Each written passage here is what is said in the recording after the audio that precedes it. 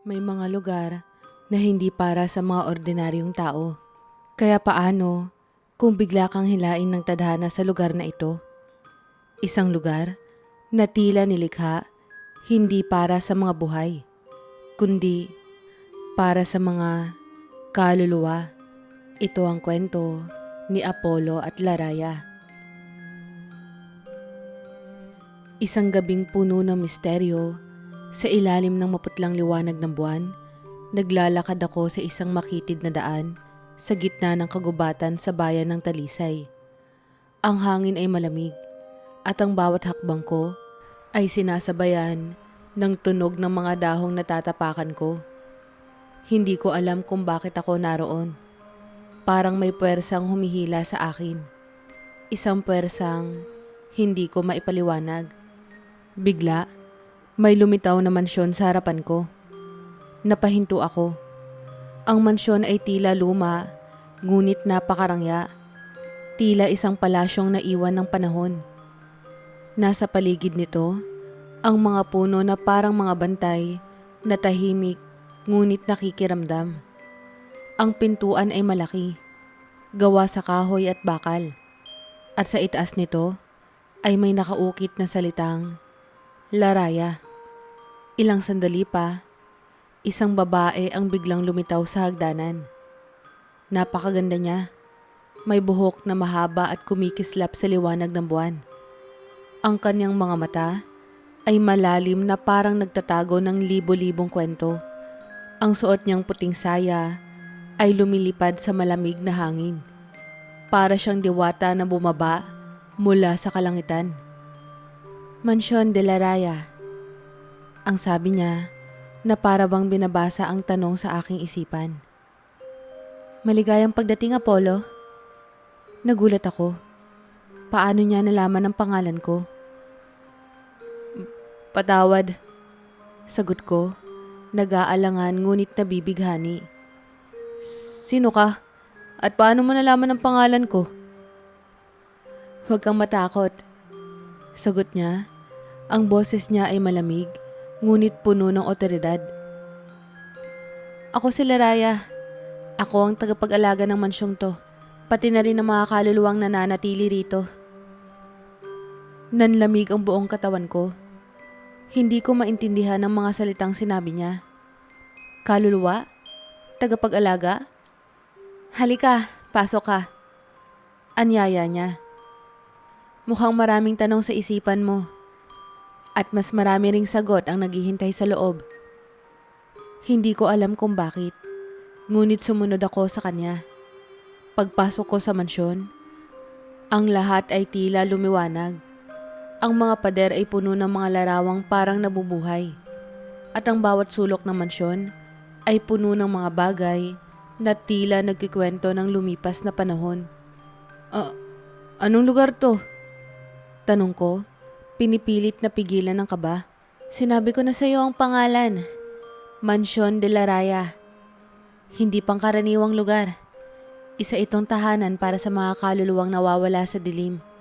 Mga nawalan ng pagkakataon para itama ang mali. At ikaw, Apollo, ay isang panauhin na tila itinakda ng tadhana na makarating dito. Hindi ako makapagsalita.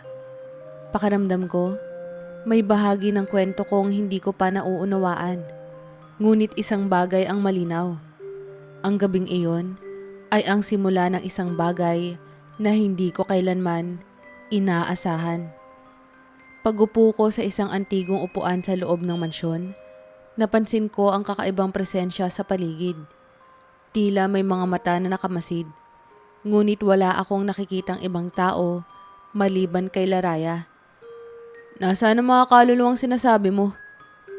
Tanong ko, sinusubukang maging kalmado. Hindi mo sila makikita kung hindi nila gugustuhin. Ngunit naririto sila. Nanonood, naghihintay. Ang bawat isa sa kanila ay may kwento, Apollo. At ang bawat kwento, may sugat. Pumikit siya, at ang paligid ay tila nagbago. Nagsimulang magningning ang paligid. At biglang lumitaw ang isang lalaki. Siya ay mukhang nasa edad 40. Nakasuot ng damit na pang magsasaka at may hawak na sombrero. Ang kanyang mukha ay puno ng kalungkutan. Siya si Amado. Ilang taon na siyang nananatili dito. Naghihintay na mapatawad ang sarili sa kasalanang iniwan niya. At anong kasalanan yun? Pinabayaan niya ang pamilya niya. Iniwan niya ang mga anak niya para sumama sa ibang babae. Pero sa huli, namatay siya nang hindi nagkakaroon ng pagkakataong manghingi ng tawad. Napabuntong hininga ako. Ang presensya ni Amado ay parang pabigat na dumagan sa aking dibdib. Ngunit bago pa man ako makapagtanong ulit, lumapit si Laraya sa akin at hinawakan ang aking kamay. Maraming tulad niya rito. Ngunit hindi tungkol sa kanila ang dahilan ng iyong pagdating. Apollo, ikaw ay naparito dahil may papel kang gagampanan sa Laraya. Nanatili akong tahimik. Hindi ko maipaliwanag ang takot at pananabik na nararamdaman ko. Ano ang ibig niyang sabihin? Bakit ako? At ano ang mangyayari sa lugar na ito? At sa aming dalawa? Ang katahimikan ay parang nagbigkis sa akin habang iniisip ko ang mga sinabi ni Laraya. Hindi ko alam kung paano tatanggapin ang ideya na ako, isang ordinaryong tao, ay may papel sa lugar na ito. Sa bawat hakbang ko sa loob ng mansyon, nararamdaman kong ang bawat sulok nito ay puno ng mga lihim na naghihintay ng tamang oras upang mabunyag. May papel ako? Anong ibig mo sabihin? Nakita ko ang pagngiti niya ng bahagya, ngunit tila may lungkot sa kanyang mga mata. Ang Laraya ay hindi isang ordinaryong lugar, Apollo. Isa itong tagpuan ng mga kaluluwang may mga sugat na kailangang maghilom. Ngunit hindi ko ito kayang alagaan na mag-isa. Ang iyong pagdating ay isang senyales. Hindi ko alam kung ano ang ibig niyang sabihin. Ngunit bago ko pa maiproseso ang lahat, biglang lumamig ang hangin. Sa isang sulok ng silid, may nagpakita na isa pang kaluluwa. Isang batang babae na parang 12 taong gulang. Suot niya ang isang lumang bestida at ang kanyang mga mata ay punong-puno ng takot. Laraya! Wika ng bata, nanginginig ang boses. Tulong! Nakita kong lumapit si Laraya sa bata at yumuko sa kanyang harapan. Anong nangyari, amihan? Tanong niya ng malumanay. Ang nanay ko. Sagot ng bata, halos hindi marinig ang kanyang boses. Hindi pa niya ako natatagpuan. Hindi ko siya mahihintay dito. Naramdaman ko ang bigat ng sitwasyon. Ang batang ito, tulad ni Amado, ay isa ring kaluluwa na naghihintay ng sagot. Ngunit ang mas nakakagulat ay kung paano kinalaman ni Laraya ang kanyang presensya. Para siyang isang ilaw sa gitna ng kadiliman. Ang kanyang bawat kilos ay puno ng pagmamahal at pagkaunawa. Hindi mo siya kailangang hanapin ng mag-isa. Wika ni Laraya, banayad, ngunit matatag. Ako ang bahala, amihan. Magtiwala ka sa akin. Hindi ko maiwasang tanungin ang sarili ko. Ano ang meron kay Laraya na kaya niyang pakalmahin ang mga nawawalang kaluluwa? Laraya, tumingin ako sa kanya nang bumalik siya sa aking tabi. Paano mo to ginagawa? At paano ako magiging bahagi ng lahat ng to? Hindi naman ako espesyal. Isa lang ako manlalakbay. Nakita ko ang pagsilay ng ngiti niya. Ang kanyang ngiti ay tila nagtatago ng isang lihim. Hindi mo pa alam ang lahat, Apollo. Ngunit darating ang oras na maiintindihan mo rin. Ang Laraya ay may sariling paraan upang ituro sa iyo ang dapat mong malaman. Bago ko pa man maitanong ang susunod kong tanong, biglang dumilim ang paligid. Ang buwan sa labas ng bintana ay tila nawala at ang hangin ay biglang naging mabigat. Narinig ko ang mga yabag sa itaas. Tila may mga taong naglalakad sa mga sahig na kahoy. May bagong dumating, sabi ni Laraya. Ang tono ng kanyang boses ay biglang naging seryoso. At hindi sila katulad ng mga nauna mong nakita. Kinilabutan ako. Pakiramdam ko, ang buong mansyon ay huminga ng mas malalim kesa dati. Ang isang malamig na boses ay bumulong sa hangin. Laraya, sino ang bagong bisita mo? Hindi ko alam kung anong klase ng presensya ang nasa itaas. Ngunit isa lang ang tiyak. Ang aking papel sa Mansyon de Laraya ay hindi magiging madali. Ang boses na narinig ko ay tila gumapang sa bawat sulok ng mansyon.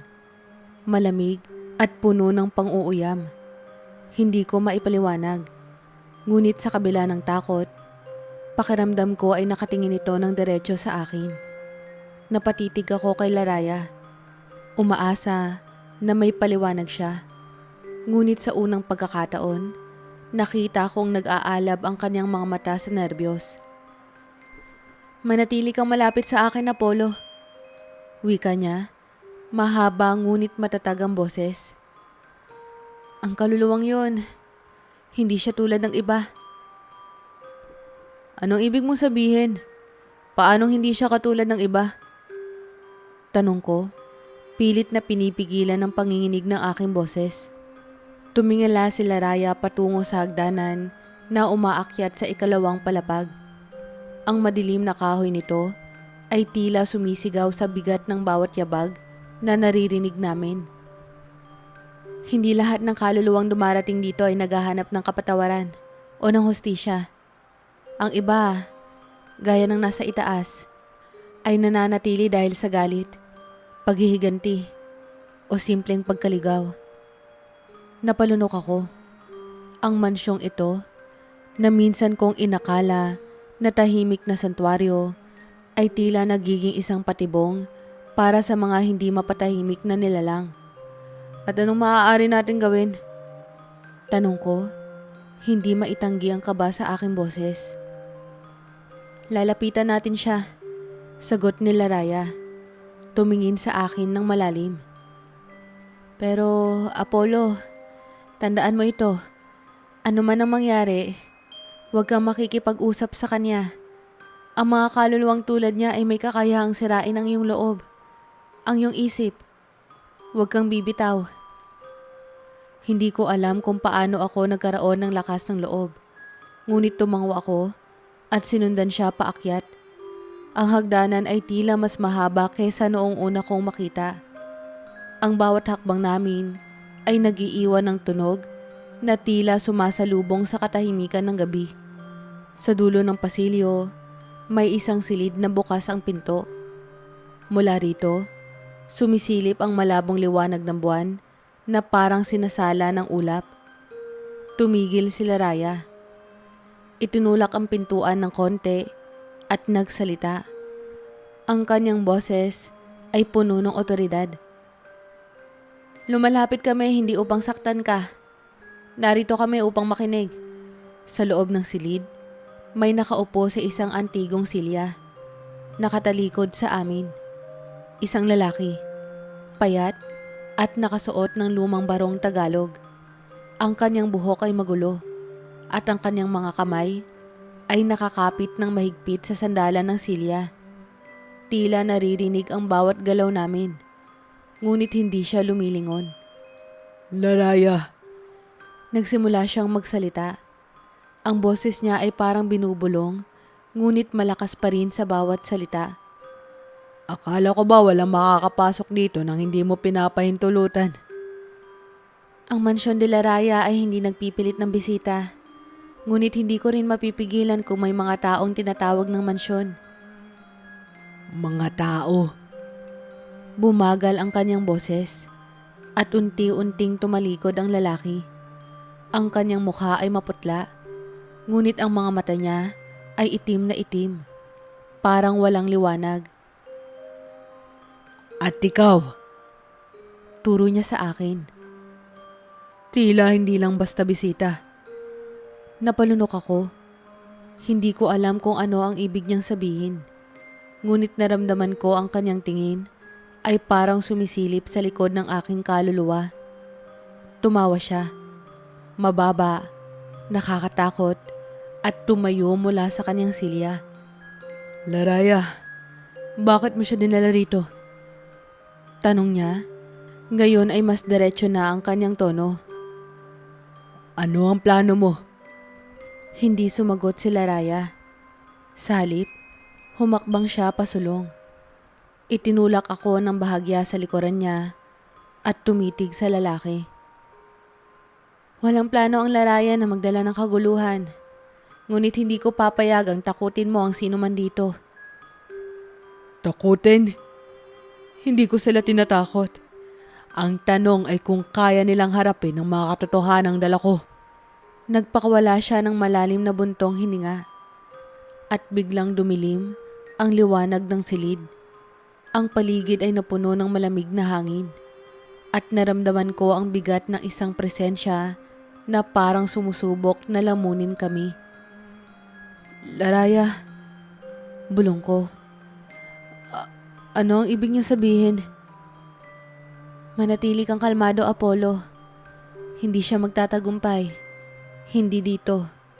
Hindi sa harap ko. At sa saglit na iyon, tila nagsimulang gumalaw ang mansyon mismo. Ang mga pader nito ay umalingaw-ngaw na parang buhay. Ang kwento ng Laraya ay nagiging mas malalim. At unti-unti kong napagtanto na ang papel ko dito ay mas malaki kesa sa naiisip ko. Ngunit bago ko pa man masagot ang sarili kong tanong, ang lalaki ay muling nagsalita. Handa ka namang malaman kung bakit ka naririto, Apollo? Sa harap ng malamig na presensya ng lalaki, naramdaman kong bumigat ang aking dibdib. Ang kanyang mga mata ay tila sumasaliksik sa kaibuturan ng aking pagkatao. Naghahanap ng mga lihim na ni ako mismo ay hindi alam. Bago pa man ako makapagsalita, naramdaman kong hinawakan ni Laraya ang aking kamay. Nagbibigay ng lakas at katiyakan. Kung yan nga ang gusto mo, sige, narito ako upang alamin ang aking papel sa Laraya. Kung may alam ka tungkol dito, pakiusap, ipaliwanag mo. Sagot ko, pilit na pinatatatag ang aking boses. Nakita ko ang pagngiti ng lalaki. Ngunit ang ngiting iyon ay walang init. Ang iyong pagdating dito ay hindi aksidente, Apollo. Ang Laraya ay isang lugar kung saan ang mga kaluluwa ay naghahanap ng kapayapaan. Ngunit hindi lahat ay nagtatagumpay. Ang ilan ay nananatili, tulad ko, dahil sa mga tanikala ng nakaraan. At ano ang kinalaman ko dito? Ikaw ay may kakayahang makita at maramdaman ng mga kaluluwang ligaw. Isang kakayahang bihira at mahalaga. Sa tulong ni Laraya, maaari mong gabayan ang mga kaluluwang ito patungo sa kanilang kapayapaan. Napatitig ako kay Laraya. Naghahanap ng kumpirmasyon. Tumango siya. Ang kanyang mga mata ay puno ng pag-asa. Tama siya, Apollo. Ang iyong presensya rito ay isang biyaya. Ngunit ang desisyon ay nasa iyo. Handa ka bang tanggapin ang tungkuling to? Napalunok ako. Iniisip ang bigat ng responsibilidad na iniaalok sa akin. Ngunit sa kabila ng takot, naramdaman ko na ito ang tamang landas. Oo, handa akong tumulong. Sagot ko, puno ng determinasyon. Ngumiti si Laraya at sa unang pagkakataon, nakita ko ang tunay na init sa kanyang mga mata. Salamat, Apollo. Magkasama nating haharapin ang mga hamon ng Laraya. Sa likod ng kanyang ngiti, naramdaman kong may mga pagsubok pang darating. Ngunit sa piling ni Laraya, alam kong kakayanin ko ang anumang pagsubok na haharapin namin. Matapos ang aming pag-uusap, nagsimula ang aking pagsasanay sa mansyon de Laraya. Sa ilalim ng gabay ni Laraya, natutunan kong makipag-ugnayan sa mga kaluluwang ligaw, unawain ang kanilang mga kwento at tulungan silang makahanap ng kapayapaan. Ang bawat araw ay puno ng bagong kaalaman at hamon. Ngunit sa bawat tagumpay, nararamdaman kong lumalalim ang aking koneksyon sa mansyon at sa mga naninirahan dito. Isang gabi, habang naglalakad ako sa mga pasilyo ng mansyon, nararamdaman kong may mga sumusunod sa akin. Paglingon ko, nakita ko ang isang batang lalaki. Mga 10 taong gulang, nakasuot ng lumang damit at may malungkot na mga mata. "Anong pangalan mo?" tanong ko, lumuhod upang maging kapantay niya. "Hindi ko maalala," sagot niya. Ang boses niya ay puno ng kalungkutan. "Nawawala ako." Hinawakan ko ang kanyang kamay. Sabay ngumiti. "Huwag kang mag-alala. Tutulungan kitang mahanap ang daan pabalik." Sa tulong nila Raya, nalaman namin na ang batang ito ay si Tomas. Isang batang nawawala mula sa kalapit na bayan noong dekada 50. Sa pamamagitan ng pag-alam sa kanyang kwento at pagtulong sa kanyang kaluluwa na makahanap ng kapayapaan, unti-unti siyang naglaho. May ngiti sa kanyang mga labi. Ang karanasang ito ay nagpatibay sa aking paniniwala na ang aking papel sa Laraya ay mahalaga. Sa bawat kaluluwang natutulungan namin, nararamdaman kong lumalapit kami ni Laraya sa aming layunin. Ang gawing isang tunay na tahanan ng kapayapaan, ang mansyon para sa mga nawawalang kaluluwa. Habang lumilipas ang mga araw sa Laraya, naramdaman kong unti-unting nagiging mas malapit kami ni Laraya. Ang aming mga pag-uusap ay hindi na lamang tungkol sa mga kaluluwang aming tinutulungan, kundi pati na rin sa aming mga personal na karanasan at ng mga pangarap. Sa bawat sandaling magkasama kami, nararamdaman kong may espesyal na koneksyon na nabobuo sa pagitan namin. Isang gabi, habang nakaupo kami sa balkonahe ng mansyon, pinagmamasdan ng mga bituin, naglakas loob ako na itanong ang matagal ko nang iniisip. "Laraya, may tanong ako. Paano ka naging tagapag-alaga ng mansyon de Laraya? Ano ang kwento sa likod nito?" Tumingin siya sa akin. Ang kanyang mga mata ay naglalaro sa liwanag ng buwan. "Matagal na panahon na ang nakalipas. Isa akong mortal na tulad mo. Ngunit dahil sa isang pangyayaring nagbago ng aking buhay, napunta ako rito upang maging gabay ng mga kaluluwang nawawala." Bakit ito ang pinili mong landas?" "Sa simula, ito yung tungkuling pinataw sa akin. Ngunit habang lumilipas ang panahon, natutunan kong mahalin ang aking ginagawa. Ang pagtulong sa mga kaluluwa ay naging bahagi ng aking pagkatao." Naramdaman ko ang bigat ng kanyang mga salita at ang lalim ng kanyang damdamin. "Laraya, sa kabila ng lahat ng to, may mga bagay ka pa bang hinahangad para sa sarili mo?"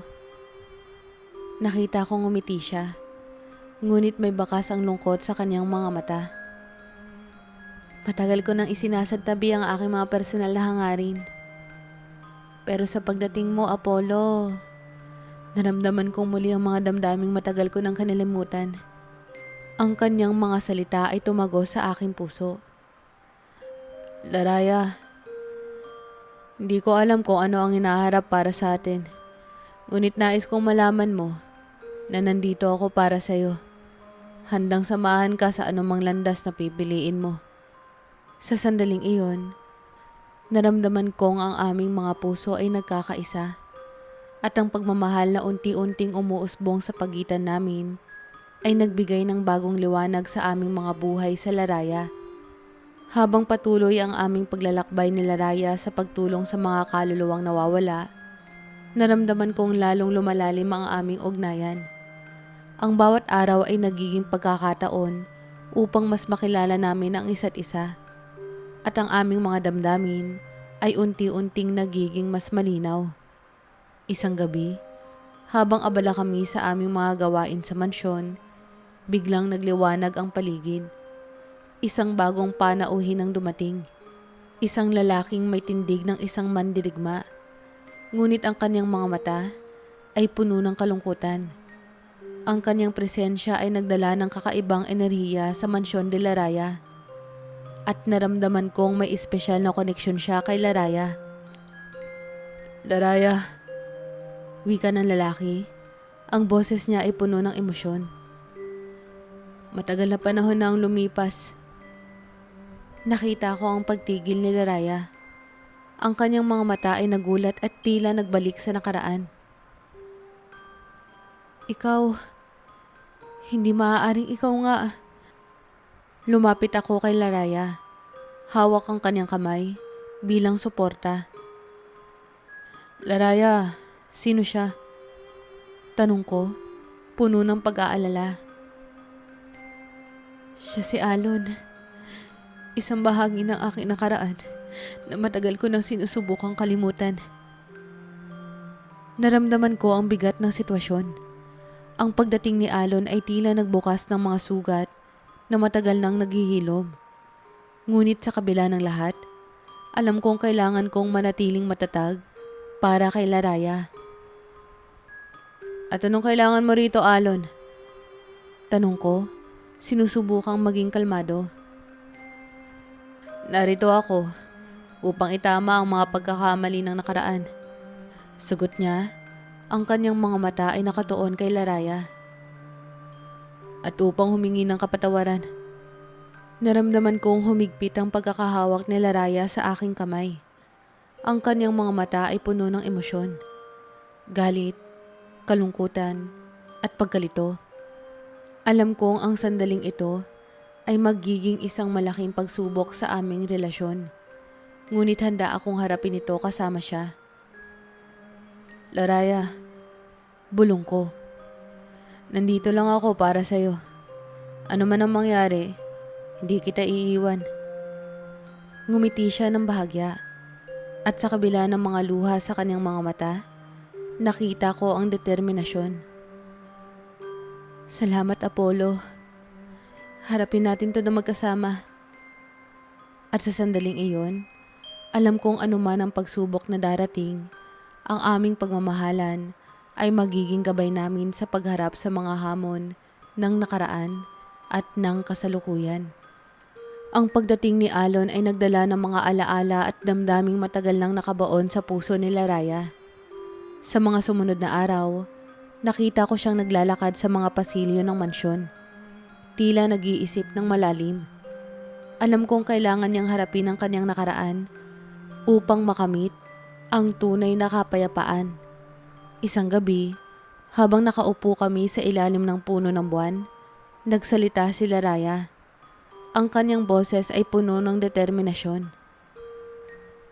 Apollo, panahon na siguro na harapin ko si Alon at tapusin ang kabanatang ito ng aking buhay. Hinawakan ko ang kanyang kamay at tumango. Nandito ako para sa iyo, Laraya. Ano man ang mangyari, susuportahan kita. Sa aming pagharap kay Alon, inilahad ni Laraya ang kanyang nararamdaman. Ang sakit, galit, at pangungulila na kanyang dinadala sa loob ng maraming siglo. Si Alon, sa kanyang bahagi, ay humingi ng tawad. Inaamin ang kanyang mga pagkakamali at ang pag-asang mapatawad siya ni Laraya. Sa pagluha ni Laraya, naramdaman kong unti-unting gumagaan ang bigat sa kanyang puso. Ang pagpapatawad ay hindi madaling ibigay. Ngunit ito ang susi sa kanyang paglaya. Sa huli, niyakap niya si Alon. Tanda ng kanyang pagpapatawad at pagtanggap sa nakaraan. Matapos ang emosyonal na tagpong iyon, napansin naming nagliliwanag ang mansyon. Ang mga kaluluwang matagal nang nanatili sa Laraya ay unti-unting naglalaho, patungo sa kanilang huling hantungan. Ang mansyon mismo ay nagsimulang magbago, tila nagpaalam sa mga alaala ng nakaraan. Laraya, ano na ang mangyayari ngayon? Muling sumilay sa mukha niya ang kanyang mga ngiti. Puno ng pag-asa ang kanyang mga mata. Tapos na ang aking tungkulin dito, Apollo. Panahon na upang magpatuloy tayo sa ating mga buhay. Hinawakan ko ang kanyang kamay ng mas mahigpit. Saan man tayo dalhin ng tadhana, Laraya, nais kong makasama ka. At sa ilalim ng liwanag ng buwan, naglakad kami palayo sa mansyon, handang harapin ang bagong kabanata ng aming mga buhay. Magkasama, malaya, at puno ng pagmamahal.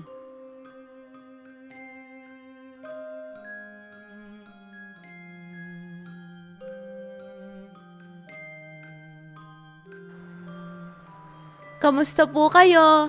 Maraming salamat po sa pagsubaybay. Huwag niyo po sanang kakalimutang mag-like at mag-subscribe. Hello po pala sa mga patuloy na sumusubaybay sa channel ko. Kay Sir Omar Sarmiento, kay Ma'am Luna Gira, kay Ma'am Annabel Borela.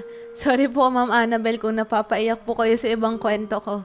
At sa bagong subscriber po na nag-comment sa last video ko, Sir Rayfred Gonzales po ata o Gonzaga. At kay Sir Jericho po na hiniling na sana po lumago yung channel ko. Maraming salamat po. Sana po patuloy niyo lang po akong suportahan. Ang goal ko po ngayon ay magkaroon ng 1K subscriber. Tulungan niyo po ako.